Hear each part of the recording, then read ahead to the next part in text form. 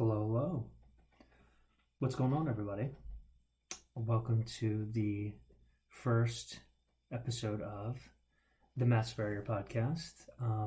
It's been about over a year since I've gotten on the computer, did something like this. The last time I was actually just checking my website up there, mattlspurrier.com. My last blog post was from August 2nd, 2019, and that was sort of an attempt to get back into this sort of thing. The last podcast I did was with Bob Juliana at the Ombudsman Report, probably around this time last year. I'd have to be back. It's been a lot of stuff has happened, so I guess I should kind of start off with where I've been the past year, and the reason I wanted to restart the podcast. So I did have a job working in Jersey City and Newark for 2 years. It's the reason I moved up here towards New York City. Didn't work out due to some, I guess, restrictions. No, it'd be like overbearing of the parent institution of our company. They actually had to pull funding. Unfortunate. We were helping out a lot of kids in the inner cities of Newark and Jersey City. And so I was left at the end of 2019 without a job, without a paycheck, with bills to pay, obviously. And it was a tough 2 months. Looking for work, didn't know what I wanted to do, tried to sort of transition from nonprofit work into more government NGOs or political journalism, but you have to sort of, you need to get paid. You need to pay the rent. You need to pay student loans. So I ended up taking a job, which my friend John got me here in the city, and it's been awesome. And I've been doing really well, graduated at the top of my training class, but unfortunately this whole coronavirus thing has sort of like thrown all of that into into like randomness. I mean, it's really different. We're all working from home. I'm here talking to restaurant owners, stuff like that, people around the country, which has been interesting during this time, and I want to talk about that actually a little on later in the podcast, talking about what people around the country are saying, from small businesses to large businesses to employees to people who own, entire chains of restaurants. They're all sort of saying the same thing, which is both, I would say, optimistic, maybe like that, everyone is sort of together in this moment and they sort of understand the severity and magnitude of the situation that we're in, and also very disheartening because you learn that people from Florida to Missouri to California and Portland, Oregon, and up in Chicago, here in New York, people are really worried right now about what's going on. And I think the uncertainty surrounding the next couple of weeks has really everyone sitting on edge. And in particular, I guess I'll just go into this now. In particular, if you're running a restaurant and all of a sudden, the situation we're in the United States, where most governors are shutting down or limiting restaurant operating hours. I know here in Hoboken, and you're not supposed to say where you live on these things, whatever. In Hoboken, in Manhattan, in New York City, you can only do pickup and delivery, and it's weird. It's like a lot of these stores, like I've only been outside a handful of times in the past week. We've been quarantined. Welcome to my quarantine box. And it's like people have like locked doors and they'll come out with like plastic gloves on and they'll like write down your order, take your card, swipe it, and then like lock the door, run in the back, go get you whatever you need, come out, drop the bag off, no human contact. It's really strange. And there's no way to tell if like that level of precaution is helping. Like obviously, it's helping to not have groups of people, but like I don't know. I mean, me walking in and handing you a credit card, like, is this really what's going to be spreading the coronavirus now? Maybe. We won't know. I'm kind of okay with taking the extra precaution as it stands. But anyway, obviously, when you're limiting the business that people have around the country and in the United States, um, Europe is even crazier. We're putting a lot of people pretty much out of business, and it's interesting to see because I'm not sure if just like the restaurant businesses like this. So about 60% of restaurants fail and go under within the first year of opening.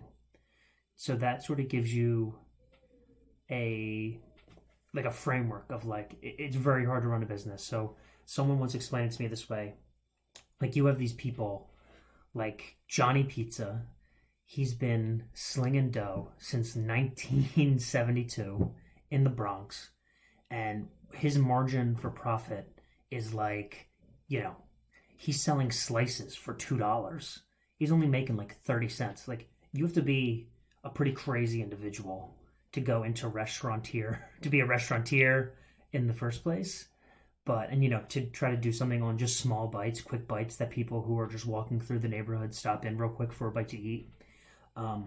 If that foot traffic stops, all of a sudden you find yourself in a situation where you can't pay the employees. You can't pay the rent for your space. You can't keep the lights on.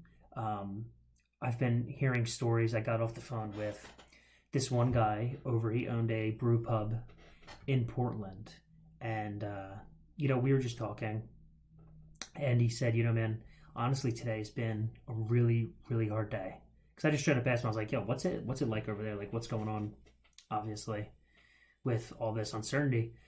And he said, I just had to bring in my employees. All of them are, adults, young adults. They're like 30 years old, the max. And basically tell them, I love you. I wish we could keep you. But I have to shut down for a month. I don't know if we're going to be able to open ever again. So, bye-bye. There's the door. I mean, I wish I could help you. And sort of like hear someone like, these successful people feel how, much they care about their employees was, obviously warming and touching, but it was so sad to just realize that, I'm only talking to, 200 owners, 200 restaurants. That's my sample size. There are thousands across the United States. And just the idea that like thousands of people every day now. And the weekend is when restaurants make most of their money. So after this weekend, there are a lot of books that are, people that are going to be looking at the books and just say, we can't do it. And so what I worry about and what I think the most dangerous thing from this virus, the coronavirus, is going to be, and I'm going to go into more detail about how it started, the response, what we can do about it, and who we should be pointing the finger at, to be frank. Can the United States handle like million people like being unemployed and not being able to like pay their rent? Like, I understand that, recently, and this is just off the top of my head, Donald Trump wants to do like stimulus package, like he said, $1,000 a month, which huge credit to Andrew Yang randomly, right? Like, Andrew Yang never really had a shot at winning the presidency, right? Like, that wasn't a realistic goal. He just wasn't a big enough name, especially in politics in the United States where you have a two-party system. It's very much, donor and interest group based, right?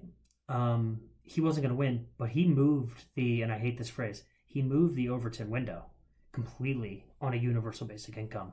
The idea of giving Americans $1,000 a month was not even in the consciousness of our body politic, of our like culture, like 2 years ago, even.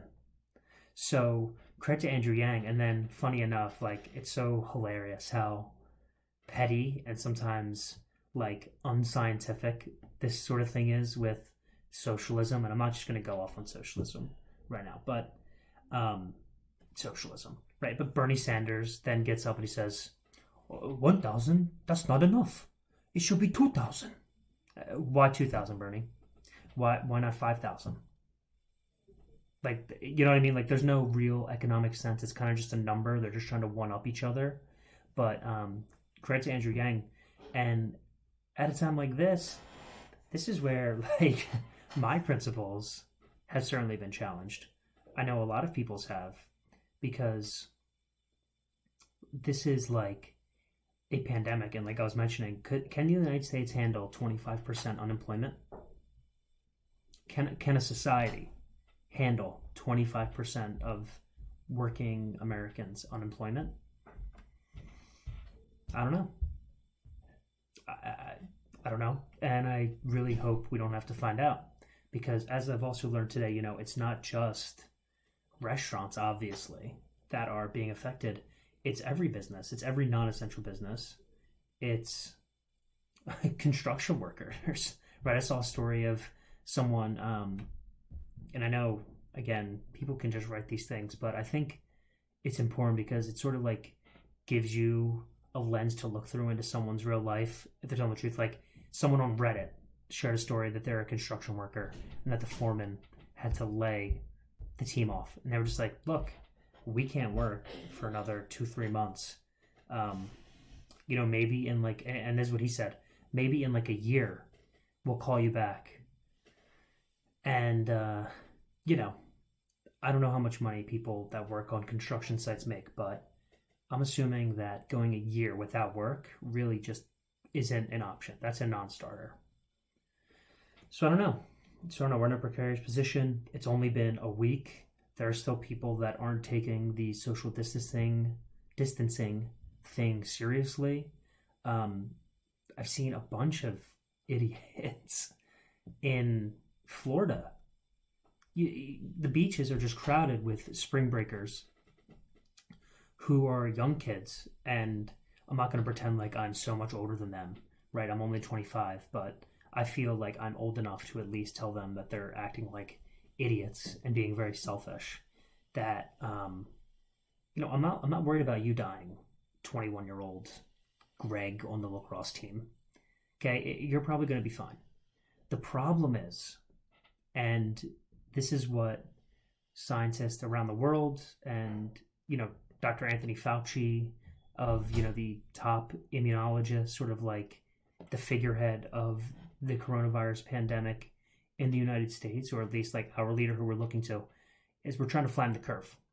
And what flatten the curve essentially means is to not put too much pressure on the American healthcare system because we only have limited resources.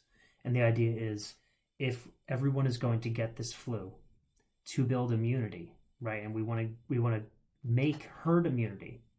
So everyone's got to get this flu eventually.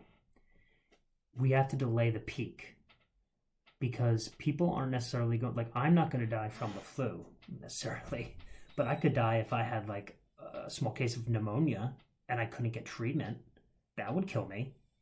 Or people that, you know, or even spreading it to people who have more compromised immune systems, like older people or those with pre-existing conditions, right? It's not that it's impossible. And you'll see the recovery rates in other countries are relatively good, but that's because they're identifying the illness, they're testing for the illness, and then they're like, you know, administering the healthcare or whatever you would say, health services to get people better. So I just think it's really selfish that people are still like not taking this seriously. And on the other hand, me and my roommates are hanging out, being in quarantine for a week. Not fun, very boring. You wake up in the same box every day, but you know, you do what you got to do. So whatever, I guess I'm going to be quarantined in here for another month or so. So I figured, why not? What better opportunity to restart a podcast than the end of the world? Makes sense, right? Cool. So I don't want to, you know, be too boring by just going over the numbers of the coronavirus. I feel like the scaring part is kind of like overplayed because like I'll there's like two different things I'm hearing. Like the professionals are saying like, yeah, this is serious. Here are the facts. This is what we need to do. And then there's oddly enough, and maybe this is just because I'm keyed into this sort of world, there's the political part where it's this is the end of the world. This is Donald Trump's fault. Um, he's the reason that people are dying, and yeah, this is essentially we're all done. We're all toast. I think it's somewhere in between. I think we have to take this seriously. We'll be okay. I think the United States could have had a better response, obviously, to this pandemic, but I obviously don't think that a virus outbreak in China, it's not on Donald Trump to just be immediately prepared and handle this perfectly because of a mishandling in Beijing. And that's what I really want to focus on today is more so the connection with China and sort of dispelling this notion that it's wrong or, a lot of people in the media have been saying it's racist, right? Everything has to be looked through this dumb intersectional lens, an American intersectional lens. Like the level of narcissism these people have is so unbelievable sometimes, where we're in the face of a global pandemic. There's an evil communist government that is like oppressing its own people. Their malfeasance cause it. And the United States wants to then correctly label that this came from Wuhan, China, that Beijing is responsible for this. And the response from the very serious, very professional, moral betters all around the corporate press is, don't call it the Wuhan virus. That's racist.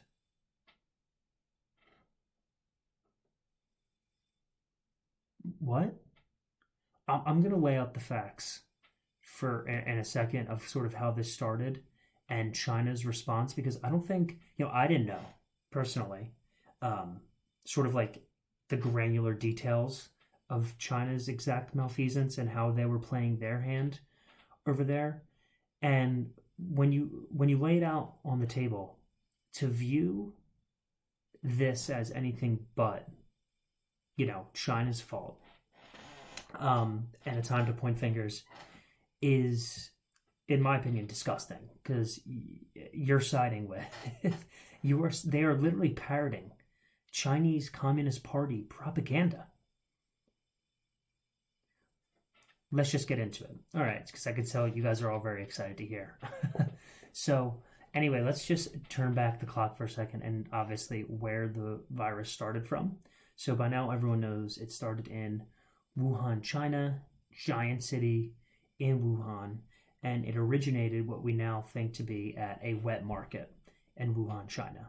And so what wet markets are, they are essentially, open air markets where live food is stored, sold, butchered, distributed, all in the same place, right? And it's not just poultry or beef, but it's exotic animals and sometimes endangered animals. They're kept here. A good example is SARS. The epidemic in the early 2000s actually originated in a different wet market in China as well.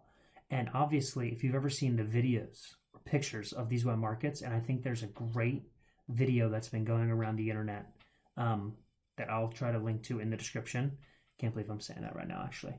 From Vox, which sort of highlights why these viruses are coming out of China's wet markets and sort of the government infrastructure protecting them. And so essentially, these places are very unsanitary, as you can imagine, right? There's different animals stacked on top of each other in cages, right? They're surrounded by butchered animals, entrails, shit, blood, right? You have animals at the bottom of these cages that are literally just having blood, piss. They're sitting in disgusting animal fluids, all different types of animal fluids. Okay? These exotic animals, which have crazy viruses that our immune system simply has absolutely no defense against, are leaping between animals. Okay? They're mutating and they're jumping species. And so what they think happened with this novel coronavirus is that the virus originated in a bat. It jumped to a pangolin, okay, one of those anteater animals, and then it jumped to a human. Okay? And it's weird because the origin of the wet markets were sort of out of necessity because people were hungry naturally. So, after decades of state control and Mao's communist China, for example, right? They had a booming population with very little food to feed it, right? People were hungry. The system, communism, a top-down totalitarian state, an administrative state, isn't good at distributing food and creating food, right? That's why communist countries typically, or at least been portrayed in history as having bread lines, right? And there's a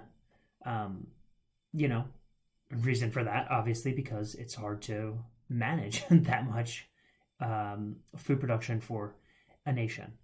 So people were hungry. The system set up by Mao didn't lead it to them, so they couldn't produce enough food.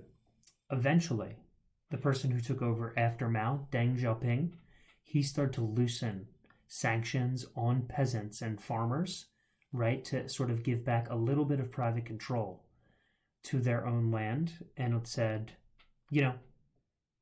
if you need to, do something to eat, peasants, you can, whatever you need to make sustenance is essentially how he phrased it.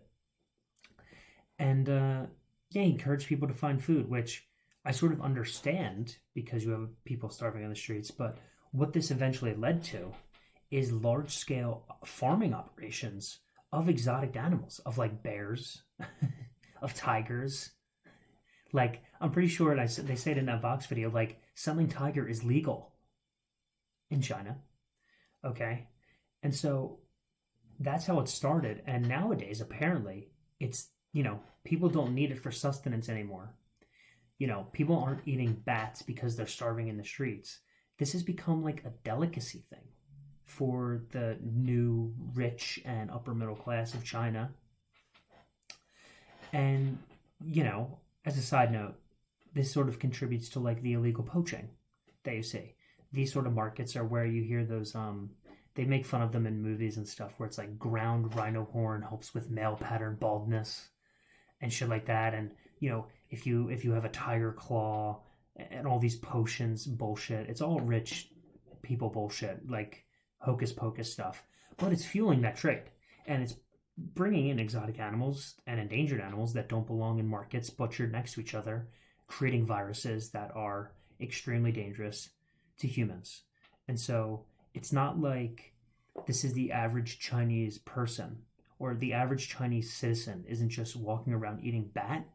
I assume, and what I've read, and I'm not obviously an expert on it, but they don't like this shit either. They're like, whoa, it's a little too much. I'm not into eating bat. But what was predictable and what has been predicted is this outbreak. So I spent 20 minutes reading this study that was published March of 2019, submitted in January 2019, so a full year before this novel coronavirus outbreak. And it was a study on bat coronaviruses in China by a Chinese university. And I just want to read the abstract of this study, like what they found, okay? Keep in mind, this is a year ago. During the past 2 decades, 3 zoonotic coronaviruses have been identified as the cause of large-scale disease outbreaks: severe acute respiratory syndrome, SARS, Middle East respiratory syndrome, MERS, and swine acute diarrhea syndrome, SADS. SARS and MERS emerged in 2003 and 2012, respectively, and caused a worldwide pandemic that claimed thousands of human lives. while SADS struck the swine industry in 2017. They have common characteristics, such as they are all highly pathogenic to humans or livestock, their agents originated from bats, and 2 of them originated in China. Thus, it is highly likely the future SARS or MERS-like coronavirus outbreaks will originate from bats, and there's an increased probability that this will occur in China. Therefore, the investigation of bat coronaviruses becomes an urgent issue for the detection of early warning signs, which in turn minimizes the impact of such future outbreaks in China. Purpose of the review is to summarize current knowledge, blah, blah, blah, of where it's coming. So this is from over a year ago. They were warning us. They're like, people in China saying, yo, if you see these wet markets, shit is going to happen. And if the government doesn't do something about it, we're looking at a pandemic, essentially, is what they're saying. And they were right. But the problem is that the Chinese government isn't as concerned with that necessarily. They didn't heed the warning. And again, it's not like, because I want to preface this next part that I start talking about China, because it's not that the Chinese communist government wanted to have a virus that hurts their people, right? Because Chinese people are suffering the brunt of the casualties. I actually am going to look at this real quick. Johns Hopkins has a great map, a dashboard you can use that sort of confirms cases. And, you know, China has over 3,000 deaths at this point. Italy has 4,000 deaths. But China has, 81,000 confirmed cases, almost double that of Italy, and triple that of Spain, quadruple that of Spain and Germany. So they're obviously suffering the brunt of this. And so I want people to keep that in mind. I just want to throw that out there, that obviously they do hurt their own people, but they weren't trying to cause a pandemic outbreak. Where the problem comes is their reaction and how they handled the outbreak and the nature of the way their system is set up, right? Being secretive and cover up and trying to maintain stability by not being transparent. They made this outbreak worse. They put the entire world at risk.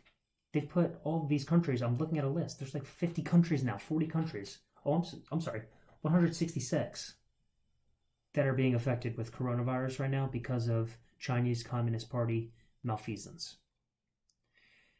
In the United States, I mentioned a little bit earlier, the corporate press, the very privileged people in America on Twitter, they view everything through the lens of like, America is the worst, and Donald Trump is, the figurehead for what could possibly be worse than Donald Trump. I mean, they call him Hitler as if the two are synonymous, which anyone with a working brain should be shake their head at. I mean, come on.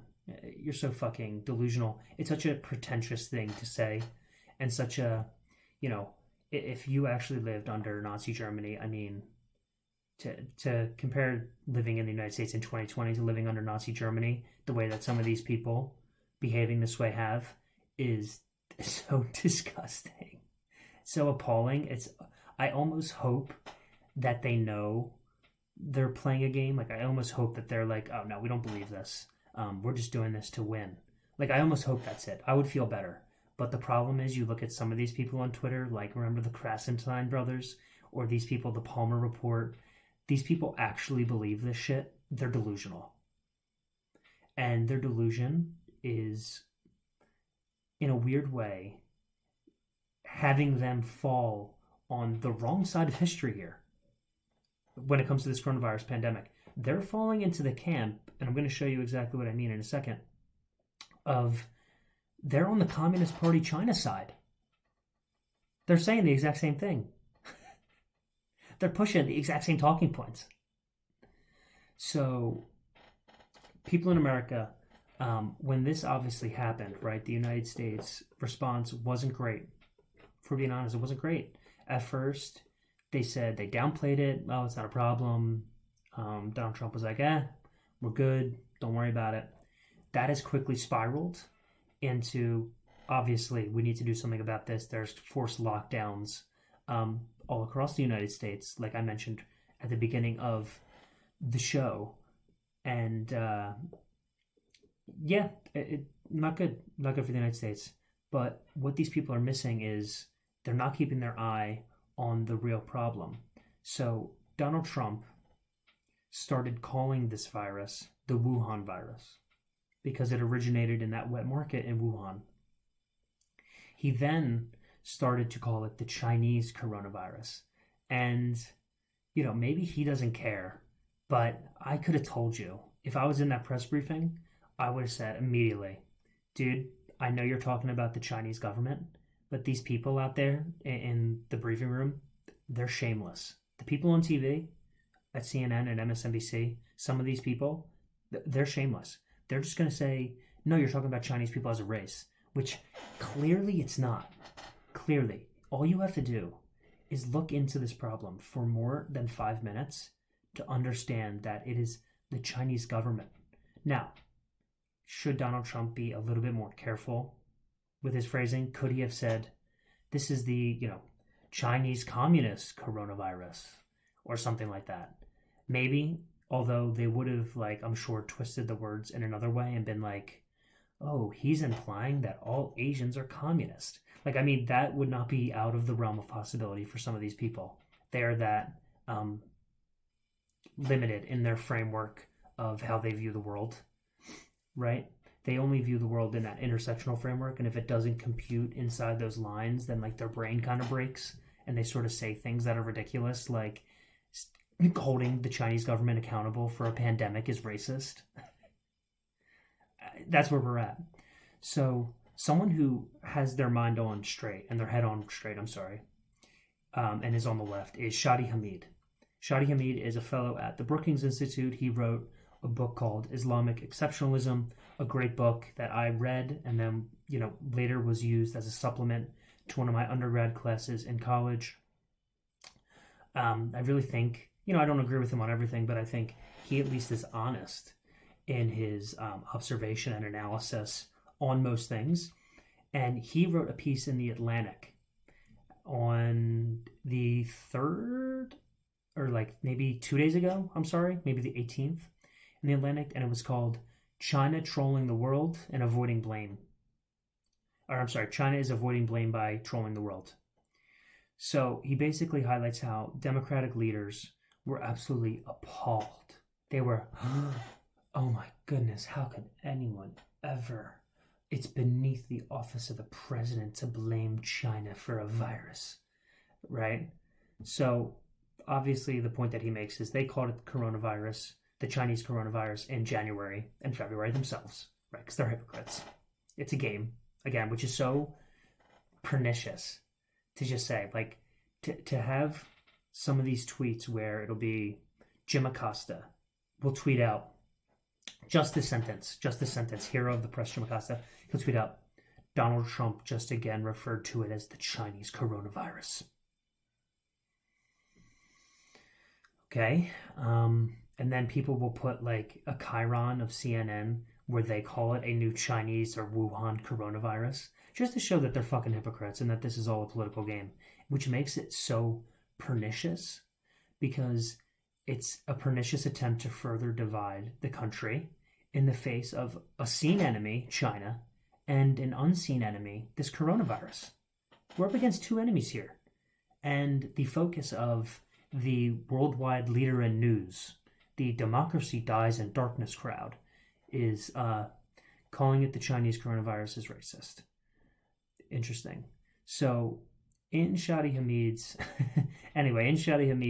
Atlantic article, he links to a Nicholas Kristof op-ed. So we're going to do a little bit of op-ed inception over here. We're going to go from Shadi Hamid's and we're going into Nicholas Kristof's New York Times article because I think it's interesting. And it talks about Beijing's cover-up of the virus. Once this virus happened, China cracked down on 8 doctors that were trying to alert people to the risk. Right? And there's a timeline for this, but the news channels in China, they accuse these doctors of being rumor mongers.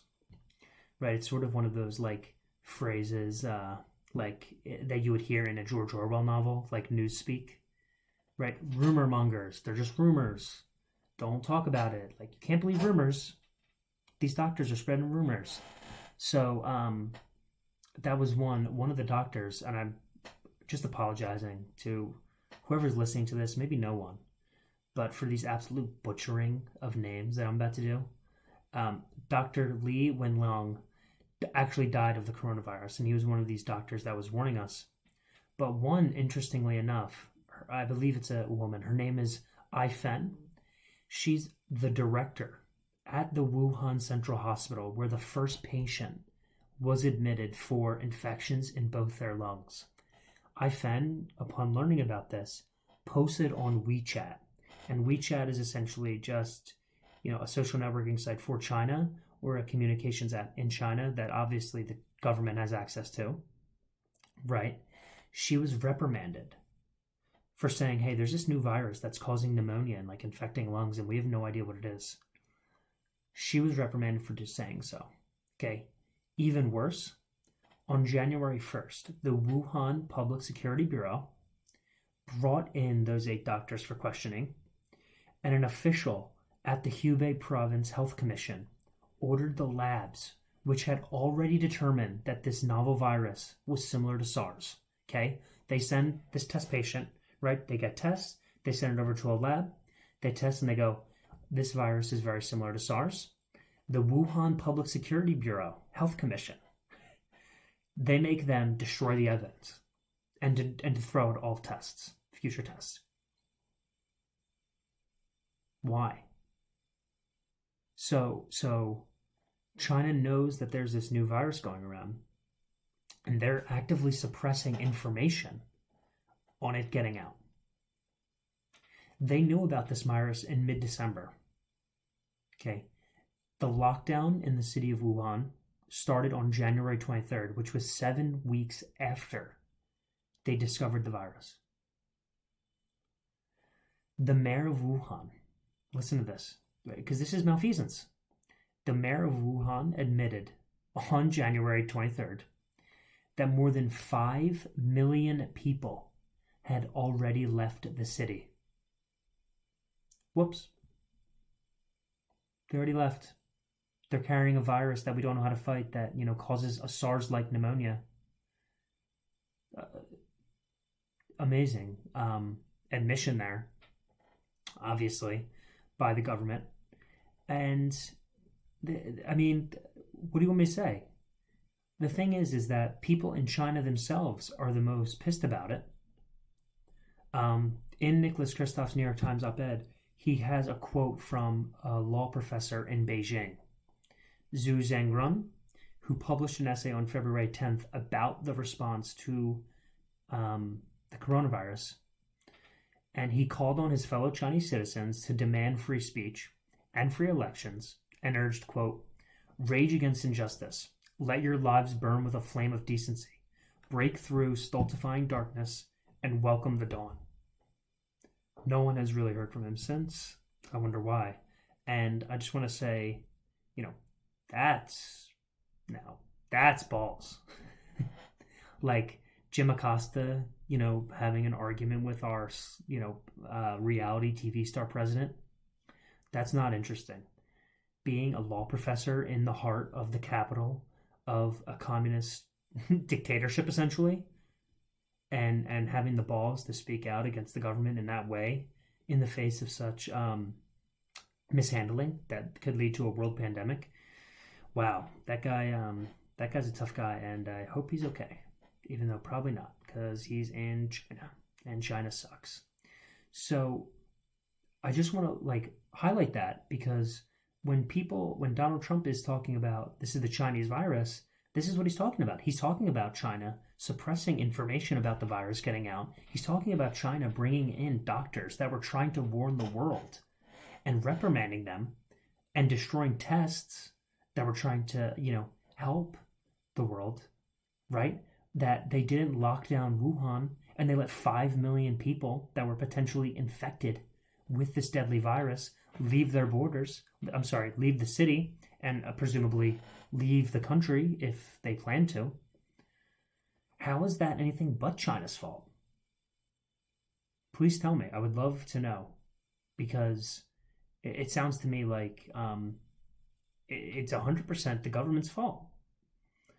Um, but that's not all. It gets worse. And it gets worse for the American journalists who are carrying water for the Chinese Communist Party, because when I talked about earlier them like sort of parroting the same talking points, right? So the Wall Street Journal wrote an article in March, or I believe maybe late February.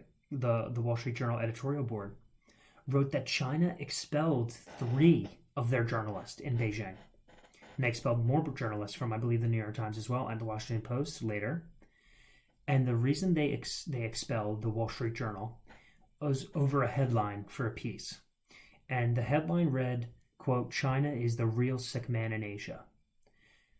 This was written by Walter Mead. He's a Hudson Institute fellow, right? He wrote the piece, not necessarily the headline. That's not how it works. Editors do that kind of thing. China said, "You calling us the sick man in Asia is racist. You all have to leave now." And they were like, what the hell are you talking about? Do you know what the article's about? The article was about the mishandling of the coronavirus outbreak. Interesting. So the people who are supposedly, the free press and, the First Amendment is the most important thing ever, and a real First Amendment where journalists get to question government authority, and they go up there and they question Donald Trump, and they believe that they're speaking to authority and power in this world where, America, you can say whatever the fuck you want. And to have, actual journalism be under attack in China, and they rarely talk about it. They never talk about it, actually. They talk about how the United States is racist for pointing the finger at China for covering it up. Is disgusting. And we're stepping out again now. Sorry. So we were in that Nicholas Kristof's article. In Shadi Hamid's article, he points out that China has been weaponizing wokeness against the United States. So they're using the limited framework that these people live in, which is wokeness and intersectionality, and everything is sexist, racist, xenophobic, whatever. You basically have to pick a word, and it has to fit to that.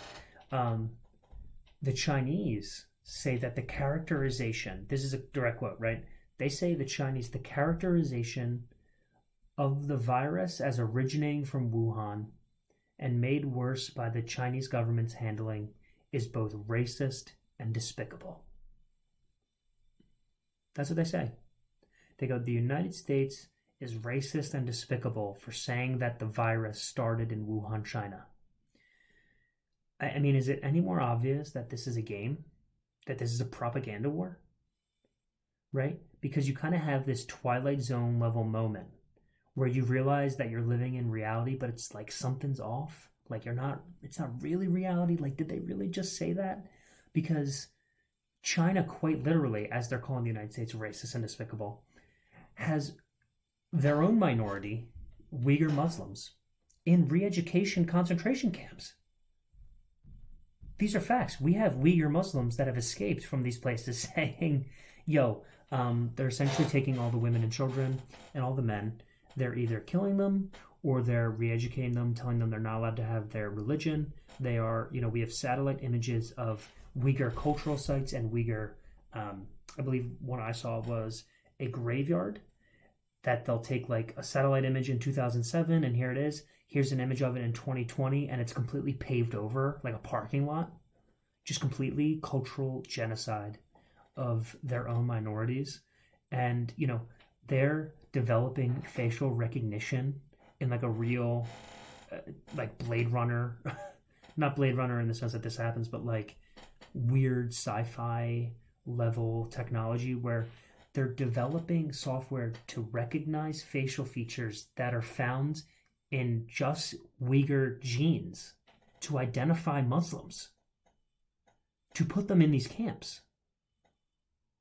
And there was a fantastic, I wish I had saved it, there's a fantastic foreign policy like magazine podcast on it, where a woman who is a Uyghur Muslim herself, talks about this.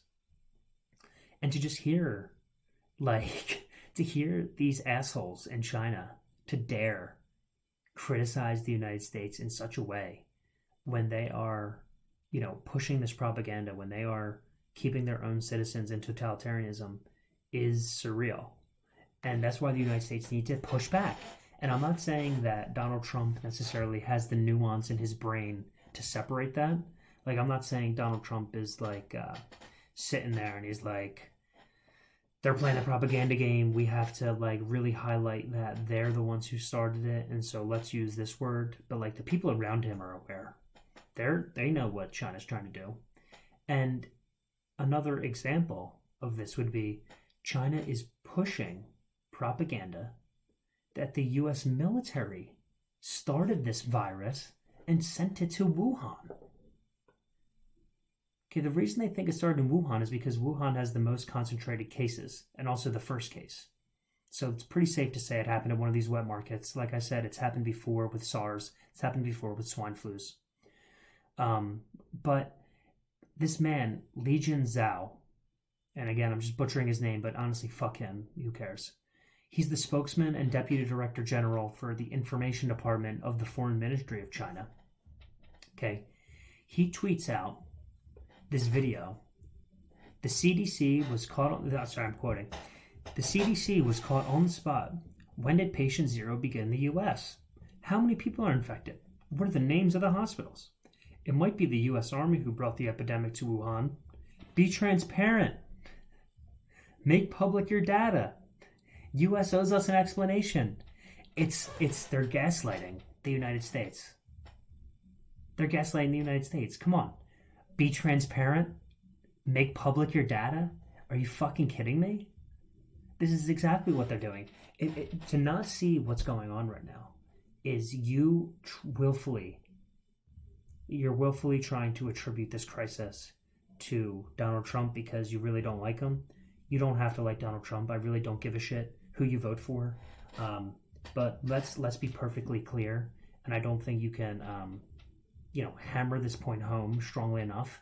There is no comparison between the United States and China.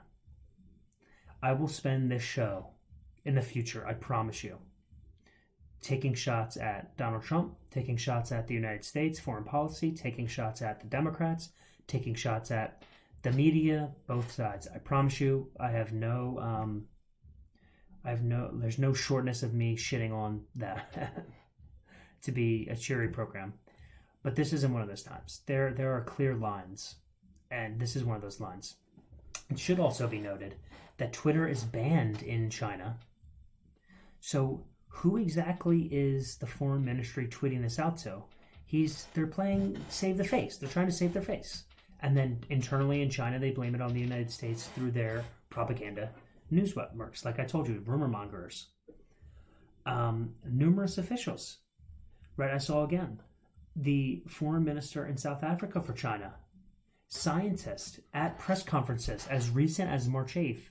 They're playing this game where they go, now, we don't know for sure that the virus came from Wuhan. Right? We don't know for sure. What's his name? What's the name of the virus? What market? Which street did it start on? Okay, screw you, fuck you. You're playing this cover-up game because you're trying to make yourself, look good. They're gaslighting the United States and the rest of the world. As I'm looking at this map, the world is suffering from these cases, and it's China's fault, and no one should be afraid to say so.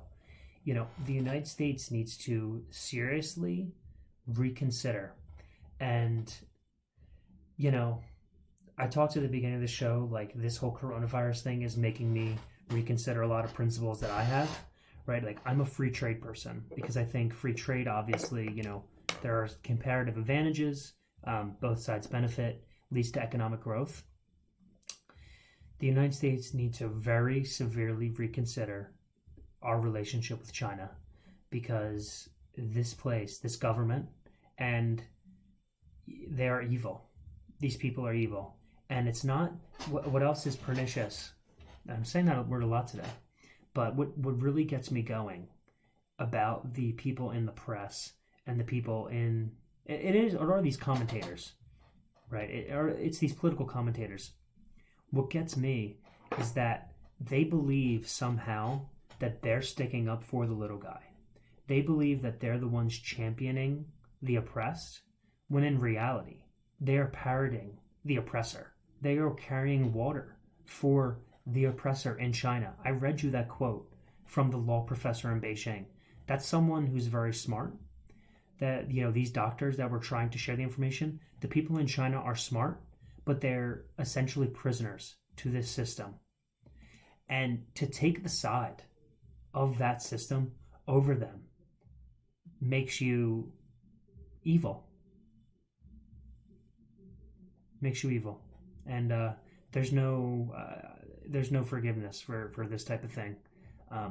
Need to seriously reconsider relationship with China. Need to seriously reconsider, if you are, who you're really pointing the finger at in this situation, and really take a step back and look at yourself.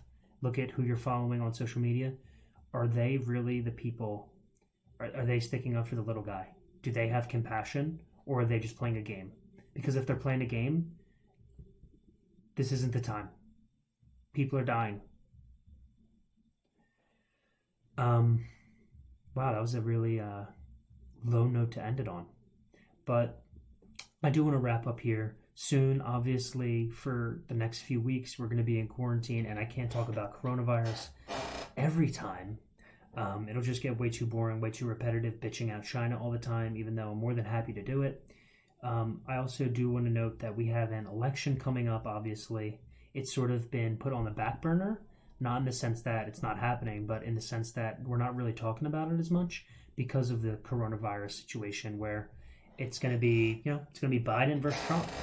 And it's so weird. I was talking to my friend Bobby, Ombudsman Report shout out, today, where I'm not saying that the coronavirus was like the best thing to ever happen to the Democrats, but the coronavirus might be the best thing to ever happen for the Democrats.